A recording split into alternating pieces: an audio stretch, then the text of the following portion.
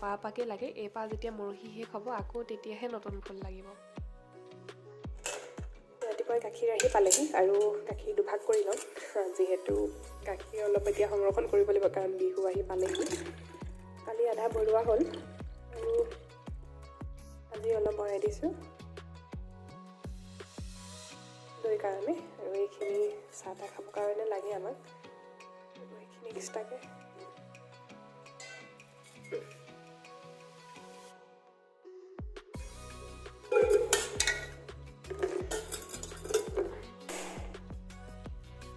ৰাতিপুৱা এতিয়া কিবা এটা খাই লওঁ, গাখীৰখিনি গৰম কৰি লওঁ।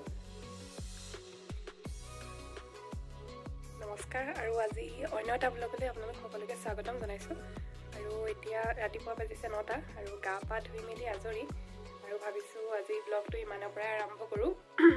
ব্লগ তেতিয়াহ'লে আজি কি কৰোঁ, দিনটো এনেকুৱা নহয় যে কিবা ফুৰিবলৈ যাম কিবা দেখাম, এনেকুৱা কোনো কথা নহয়। ঘৰতে থাকিম আৰু ঘৰতে থাকিনো কিনো কৰোঁ তাকে অলপ দেখাবলৈ চেষ্টা কৰিছোঁ।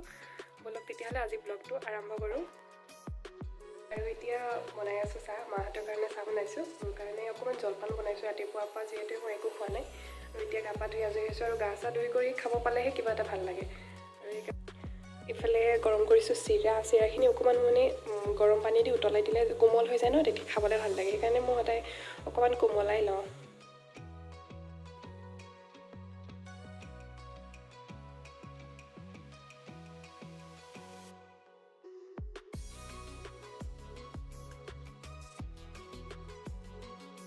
আৰু মোৰ কাৰণে লৈ লৈছোঁ জলপান অকণমান, চিৰা আৰু গৰম পানী, যিহেতু মই চাহ নাখাওঁ।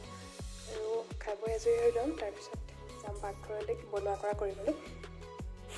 আৰু এইফালে জাৰি আছে মায়ে চিৰাখিনি, আৰু বিহু যিহেতু পালেহি অলপকৈ আমাৰো আয়োজন কৰা হৈছে। বৰ এবাৰ বেছি কৰা নহ'ব, কাৰণ মোৰ এনেকুৱা অৱস্থাত আৰু বেছি কৰিব নোৱাৰি। এই বছৰৰ নতুন মাটিমাহ খাম আজি প্ৰথম, আৰু নতুন মাটিমাহ পুৰণাখিনি আছিলে খাবলৈ ইমান ভালদৰে নিসিজে, এইখিনি নতুনকৈ আনিছে। আৰু ইমান মাটিমাহ খোৱা নহয় বাৰু, মাজে মাজে কেতিয়াবা খোৱা হয়। নতুন মাটিমাহ যিহেতু খোৱা নাই এবাৰ, আজি খাম প্ৰথম। এইখিনি বিলাহী কিবা কচু লগতে দিম, এইখিনি ধুই কৰি চাফ কৰি ল'ম ভালদৰে।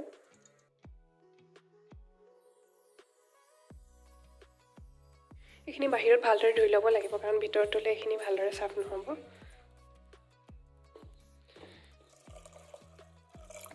তাৰপিছত এইখিনি বইল কৰি লওঁ, কচু আৰু মাটিমাহখিনি একেলগতে দি লৈছোঁ, চিটি দি ভালদৰে সিজাই লওঁ।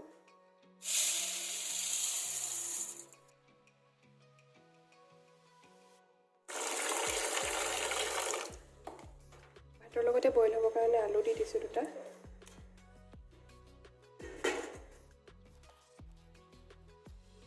ইয়াত পুৰি বেঙেনা,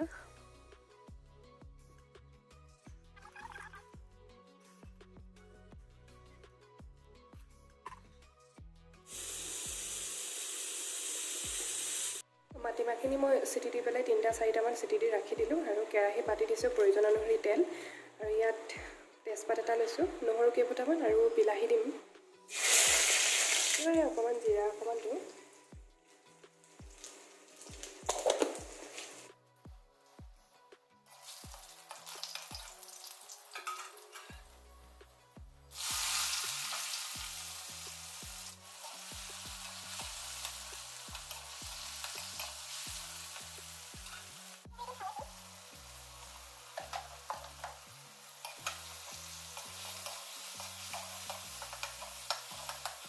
বিলাহীখিনি প্ৰায় ভাগি গৈছে, আৰু ইয়াৰ লগতে মাটিমাহখিনি দি দিম।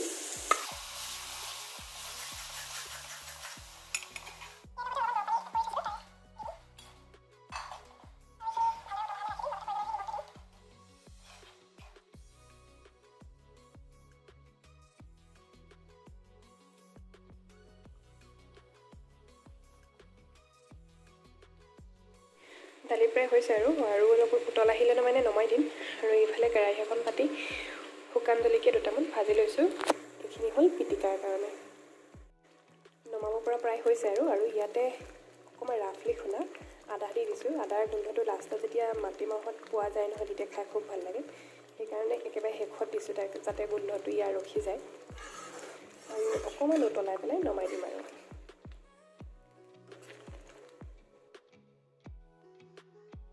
আৰু আজি মোৰ বনোৱা কৰা ইমানেই আছিলে। মাটি দাইলৰ লগত কচু দিছিলোঁ, লগতে বিলাহী, আৰু একেবাৰে সাধাৰণভাৱে বনাইছোঁ। এইফালে লৈছোঁ আলু পিটিকা, বাটতে দি দিছিলোঁ আলুখিনি। আৰু জলকীয়া দুটা কেৰাহী এখনত ভালদৰে গৰম কৰি লৈছোঁ, আৰু হাতেৰে চোৱা নাই। মই বেছিকৈ হাতেৰে চুলে জলকীয়াবোৰ পৰে, সেইকাৰণে জলকীয়াটো আগতীয়াকৈ ভাঙি লৈছোঁ, তাৰপিছত বাৰু হাতেই পিটিকা কৰিম। আৰু প্ৰয়োজন অনুসৰি নিমখ আৰু অকণমান সৰিয়হৰ তেল দি দিছোঁ, আৰু এইখিনি ভালদৰে পিটিকি লৈছোঁ। আৰু আলুৰ পিটিকাখনত এনেকৈ শুকান জলকীয়া কেৰাহীত গৰম কৰি লৈ পোৰাতকৈ মানে কেৰাহীত গৰম কৰি খালে মানে পিটিকাখন খাবলৈ বেছি ভাল লাগে। আৰু এইফালে মোৰ ৰেডি কাঢ়ি, এইফালে অকণমান আলু পিটিকা, এইফালে হ'ল বেঙেনা পিটিকা। বেঙেনা পিটিকাটো কৰা দেখাবলৈ নহ'ল, কেমেৰাটো অফ হৈ থাকিলে আৰু লৰালৰি হ'ল। আৰু আজি বনোৱা কৰা ইমানেই আছিলে। মাটি দাইলৰ লগত পিটিকা হ'লে, বিশেষকৈ আলু পিটিকা হ'লে খাবলৈ মোৰ খুব ভাল লাগে, সেইকাৰণে আজি বেলেগ বনোৱা নহ'লে। আৰু মাটি দাইল বনালোঁ, আৰু পিটিকাৰ লগতে আমি দুপৰীয়া ভাতটো তেনেকেই। আৰু যিসকলে মোক সুধি আছিলে যে ভিডিঅ' কিয় দিয়া হোৱা নাই, আৰু ভিডিঅ' কিয় নাই দিয়ে ইমান দিনৰ পৰা, মাজে মাজে কমেণ্ট কৰি কিছুমানে কৈ থাকে যে ভিডিঅ' আপুনি কিয় নিদিয়ে।